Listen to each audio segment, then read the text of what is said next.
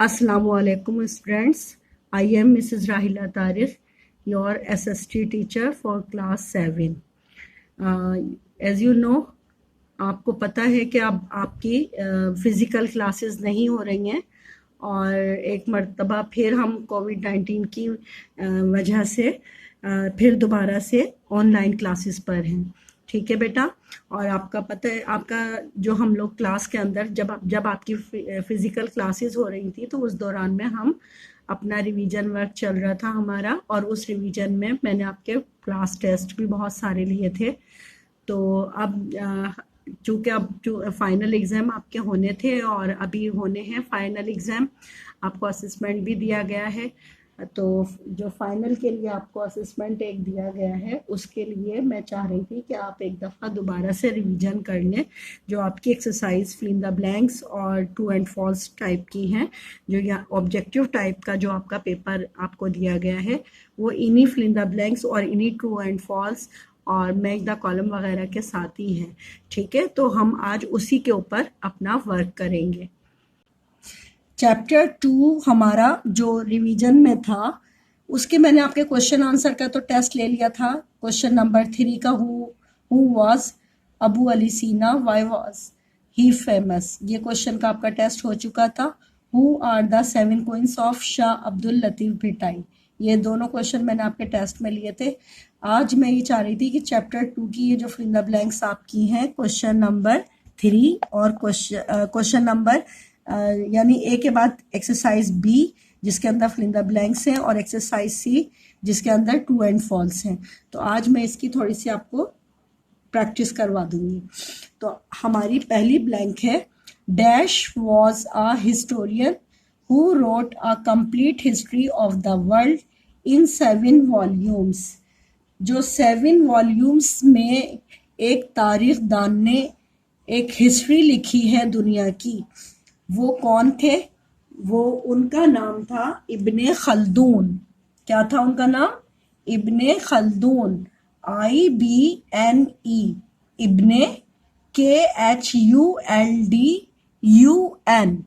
इब्ने Khaldun. Second number blank है, the most popular fiction of the Muslim classical literature is dash. अब यहाँ पर ये आपसे पूछा गया है जो बहुत ज़्यादा मशहूर fiction of Muslim classical literature था, वो कौन सा लिटरेचर है, यानी वो उस बुक के बारे में आपसे पूछा जा रहा है, उसका ताल्लुक किस किताब से है? तो उसका ताल्लुक है अलिफ लैला वल लैल। क्या किससे है उसका ताल्लुक? उस लिटरेचर का, उस fiction of Muslim classical literature का ताल्लुक अल्फ लैला वल लैल से है। ALF, अल्फ LAYLA, Laila, अल्फ Laila, WAL, वल, LAYL, लैल, अल्फ लैला वल लैल। ये एक तारीखी लिटरेचर, क्लासिकल लिटरेचर स्टोरी है जो कि बहुत ही ज़्यादा मशहूर पॉपुलर फिक्शन स्टोरी कहलाती है, अल्फ लैला वल लैल। अब हम आते हैं अपनी तीसरी ब्लैंक की तरफ। Firdausi wrote a long poem about the Kings of ancient Persia called dash.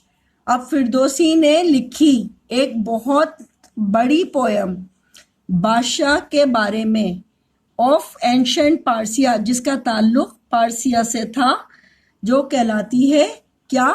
Shahnameh. क्या कहलाती है वो पोयम? उस पोयम को शाहनामा कहते हैं। SHAHNAMEH,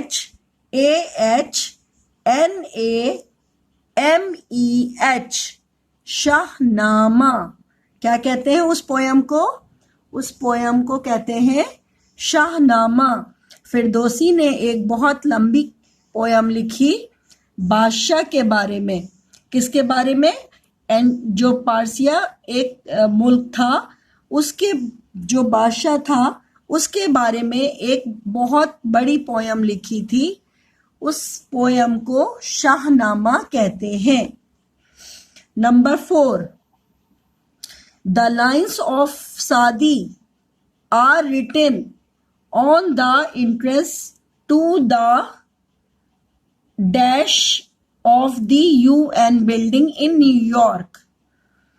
अच्छा, अब सादी ने लिखी इंट्रेस्ट के ऊपर, कौन सी इंट्रेस्ट के ऊपर? यूएनओ की जो बिल्डिंग है उसके ऊपर। और किस बात के ऊपर लिखी थी? To the hall of the nation, यानी हॉल ऑफ नेशन, कौमों का हॉल। और इस ब्लैंक के अंदर जो हमारी 4th ब्लैंक है, इसके अंदर आंसर हमारा होगा hall of nation, HALL hall, OF hall of NATIONS, Nations, hall of Nations. Number 5 blank है हमारी, dash was one of the earliest encyclopedias about South Asia and its peoples। अब यहाँ पर आपसे पूछी जा रही है इंसाइक्लोपीडिया की एक किताब, जो पहली किताब कहलाती है, उसका नाम क्या था? उसका नाम था किताबुल हिंद। क्या नाम था? किताबुल Hind, KITABUL, किताबुल, HIND Hind, किताबुल Hind. किताबुल Hind was one of the earliest encyclopedias about the South Asia and its peoples। यानी जो सबसे पहली किताब थी इंसाइक्लोपीडिया की, जो बताती है साउथ एशिया के लोगों के रहन सहन के बारे में, उनके बारे में जो बताती है किताब, उस किताब का नाम क्या है? किताबुल हिंद।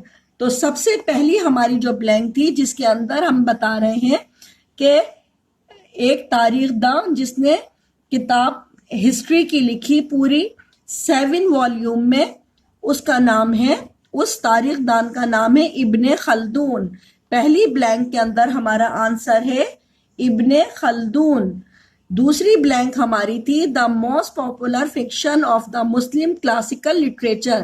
क्लासिकल लिटरेचर पर मुसलमानों की जो सबसे मशहूर किताब है, उसका नाम है अल्फ Laila वल्लैल, अल्फ Laila वल्लैल।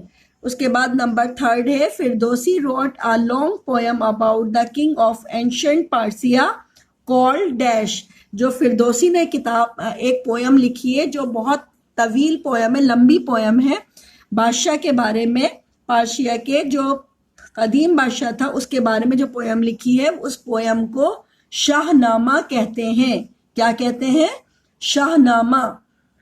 The lines of the Sadi are written on the entrance to the Hall of the Nation of the UN building in New York। New York में UN की जो बिल्डिंग है, जहां पर जो लाइन लिखी है सादी ने इंट्रेस्ट पर, वो कहलाता है हॉल ऑफ नेशन।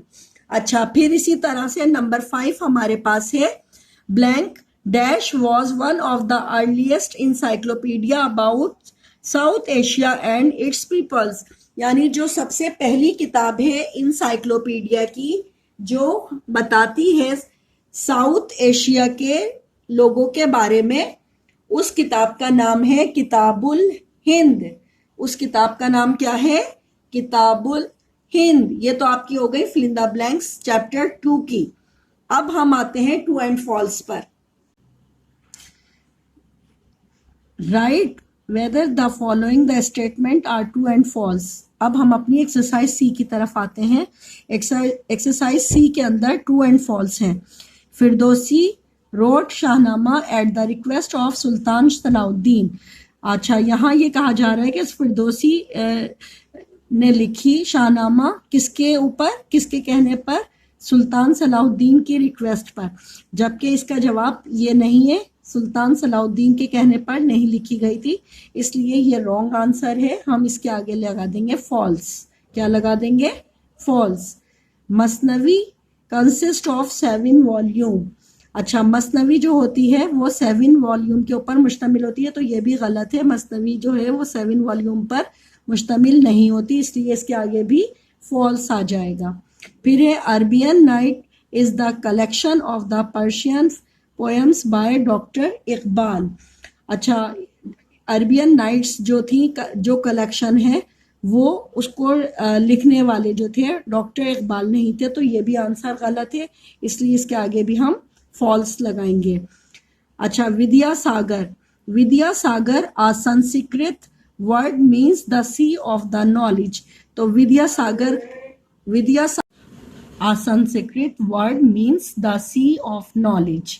विद्यासागर एक संस्कृत वर्ड जिसके मायने हैं the sea of the knowledge, और विद्यासागर के यही मायने होते हैं। जब हमने चैप्टर पढ़ा था तो मैंने बताया था कि विद्यासागर का मतलब होता है the sea of the knowledge. तो इसका मतलब है कि ये सेंटेंस ट्रू है, और जब ट्रू है तो हम इसके आगे ट्रू मेंशन कर देंगे, यानी ये जुमला सही है, राइट है। नंबर 5 है Ibn Sina is known as the Avicenna in the waste.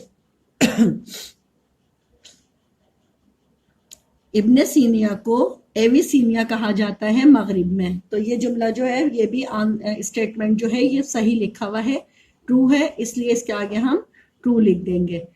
तो पहले के अंदर Firdausi wrote Shahnama at the request of sultan Salahuddin. सुल्तान सलाहुद्दीन की रिक्वेस्ट पर शाहनामा लिखी गई थी, फिरदौसी ने लिखी थी शाहनामा, तो ये गलत है, इसलिए हम यहाँ पर फॉल्स लगा देंगे। मसनवी कंसिस्ट ऑफ 7 वॉल्यूम। मसनवी जो है वो मुश्तमिल है 7 वॉल्यूम पर, तो ये भी रॉन्ग है, इसलिए हम इसके आगे फॉल्स लगा देंगे। Arabian night is a collection of the Persian poems by doctor Iqbal. Doctor Iqbal ने लिखी पर्शियन पोएम अरबियन नाइट्स। तो पर्शियन पोएम नहीं थी, अरबियन नाइट्स जो थी ये डॉक्टर इकबाल ने नहीं लिखी थी, इसलिए इसके आगे भी हम फॉल्स लगा देंगे। विद्यासागर के मायने होते हैं the sea of the knowledge, तो ये सही आंसर, सही स्टेटमेंट है, इसलिए इसके आगे हम लिख देंगे true. Ibn Sina is the known as the Avicenna in the west. Ibn Sina को कहा जाता है मगरिब में एविसीना, तो ये भी सही है, इसलिए इसके आगे लगा देंगे हम ट्रू। हाँ, तो बेटा ये हमारे आज की एक्सरसाइज बी और सी चैप्टर 2 की मैंने आपको कंप्लीट रिवीजन करा दिया है। चूंकि हम एक्सरसाइज का रिवीजन नहीं कर सके थे जब हमारी फिजिकल क्लासेस हो रही थी, तो उस वक्त मैंने आपको क्वेश्चन आंसर्स की टेस्ट लिए थे, काफ़ी उसके मैंने चैप्टर्स के ले लिए थे। तो मैंने सोचा कि अब जब हम ऑनलाइन क्लासेस अपनी स्टार्ट कर रहे हैं आपके साथ, मेरी फर्स्ट ऑनलाइन क्लास है ये, तो उसमें मैंने आज आपको चैप्टर 2 की फिल इन द ब्लैंक्स और ट्रू एंड फॉल्स करवा दिए हैं। अब हम अपने चैप्टर 6 की तरफ चलेंगे। अब बेटा हम चैप्टर 6 जो हमारा पेज नंबर 57 पर है, इसकी हम ट्रू एंड फॉल्स करेंगे, जो हमारी एक्सरसाइज बी है। Write the whether the following the statement are the true and false. ये ट्रू एंड फॉल्स हमारे चैप्टर 6 से रिलेटेड हैं, हम इनकी प्रैक्टिस करेंगे। The Nile river travels nearly 3800 kilometre before the entering Egypt. जब हम नील रिवर जो है वो सफर करता हुआ 3800 किलोमीटर के करीब जो है वो इजिप्ट से इंटरिंग से पहले यानी दाखिल होता है। River Nile 3800 kilometre before the entering Egypt में दाखिल होने से तकरीबन 3000 किलोमीटर का सफर तय करता है। तो ये जुमला गलत है, स्टेटमेंट गलत है, इसलिए हम इसके आगे फॉल्स लिख देंगे। अब हमारा है the construction of the Aswan high dam started on the Nile river in 1960। तो 1960 को कंस्ट्रक्ट किया गया था एशवन high dam.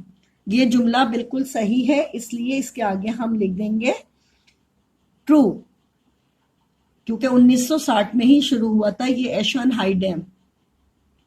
It is the estimated that the proved reserve of the petroleum in the world will be finished by the year 2045 AD। एक तखमीने के मुताबिक यानी एक अंदाजे के मुताबिक जो पेट्रोलियम के ज़राए हैं दुनिया में वो 2045 पर 45 पर ख़त्म हो जाएंगे। तो ये जुमला जो है ये भी सही है स्टेटमेंट, इसलिए इसके आगे हम ट्रू लगा देंगे। फिर उसके बाद United state is the biggest producer of the petroleum. ठीक है, यूनाइटेड स्टेट्स एक सबसे बड़ा प्रोड्यूसर है पेट्रोलियम का, तो ये जुमला गलत है, इसलिए हम इसके आगे लिखेंगे falls. The crops on in the winter are called kharif. जो यहाँ पर ये ग्रोन लिखा हुआ है बेटा, ये स्पेलिंग थोड़ी सी मिस्टेक है। The crops grown in the winter are called kharif, यानी खरीफ में जो फसल बोई जाती है उसको वो सर्दियों में बोई जाने वाली जो फसल होती है वो खरीफ होती है। तो ये जुमला जो है ये गलत है, इसलिए इसके आगे हम फॉल्स लगा दें, क्योंकि खरीफ की जो फसल होती है वो हमारी समर में बोई जाती है, विंटर में नहीं। विंटर में जो हम फसल जो क्रॉप्स हम ग्रो करते हैं वो होती है हमारी रबी crop.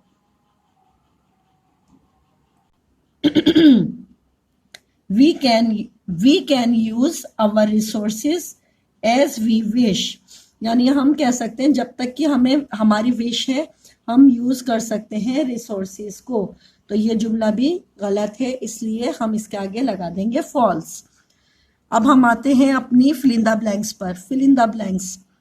Lake Nasser is about dash kilometre wide. Lake Nasser जो है वो तकरीबन कितने किलोमीटर पर है? लेक नसीर के बारे में कहा जाता है कि वो 360 किलोमीटर चौड़ी है।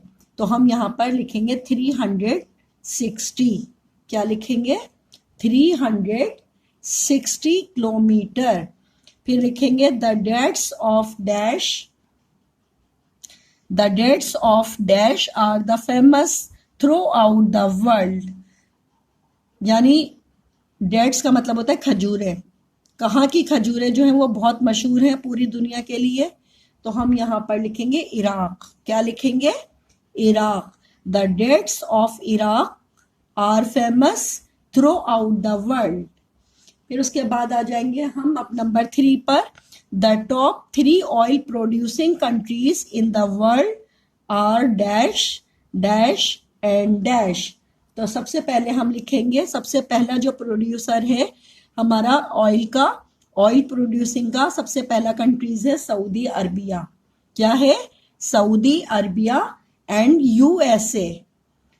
सऊदी अरबिया फर्स्ट ब्लैंक के अंदर आएगा, सेकंड ब्लैंक के अंदर आ जाएगा यूएसए, एंड थर्ड ब्लैंक के अंदर आ जाएगा रशिया। क्या आएगा? रशिया। पहले में क्या आएगा? Saudi Arabia, SAUDI Saudi, ARABIA Arabia, Saudi Arabia. और दूसरी ब्लैंक के अंदर आएगा USA यानी यूनाइटेड स्टेट अमेरिका। और थर्ड में आ जाएगा RUSSIA Russia. The top 3 oil producing countries in the world are Saudi Arabia, USA and Russia. Number 4 blank. Dash and dash are among the biggest exporter of tin. अच्छा, 2 ऐसे country के नाम बताने हैं जो बहुत ज्यादा बड़ी तादाद में टिन